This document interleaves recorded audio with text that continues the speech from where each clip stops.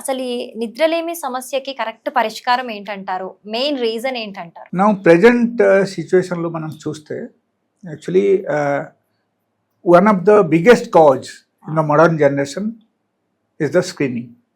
Okay, so screening at least నా suggestion ప్రకారంగా you should stop screening before 1 hour of your sleep. Okay, suppose మీరు 10కు పడుకోవాలనుకోండి, 9 నుంచి మీరు ఆపేయాలి.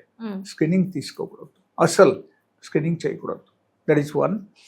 అండ్ కొంతమంది ఏం చేస్తారంటే, సార్ మీరు స్క్రీనింగ్ అని చెప్పారు కదా, మేము ఇదన్నీ ఆపేసాం, but we are watching TV and this that అని చెప్తారు వాళ్ళు. So that is same thing happens నా అక్కడ. సో ఇదన్నీ మనం కేర్ఫుల్ అవ్వాలి. అండ్ అనదర్ థింగ్, కొంతమందికి ఏమవుతుందంటే బ్లడ్ తగ్గిపోతుంది.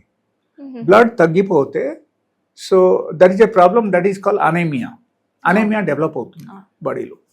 సో ఎలాంటి వాళ్ళకు కూడా సరిగా నిద్ర రాదు. బికాస్ బ్లడ్ ఎప్పుడైనా సరే హ్యూమన్ బాడీలో తగ్గిపోయిందంటే వాళ్ళకు oxygen transportation to the brain కంప్లీట్గా తగ్గిపోతుంది. తగ్గిపోయేసరికి వాళ్ళకు నిద్ర పడదు. The same thing happens in the old age, specially in the female when they are going to menopause. Menopause పీరియడ్కు వచ్చేసరికి వాళ్ళకు ఏమవుతుంది, drastically this haemoglobin level drops in the body. So అప్పుడు ఏమవుతుందంటే హిమోగ్లోబిన్ లెవెల్ బాగా తగ్గిందంటే వాళ్ళకు నిద్ర కూడా సరిగా పడదు.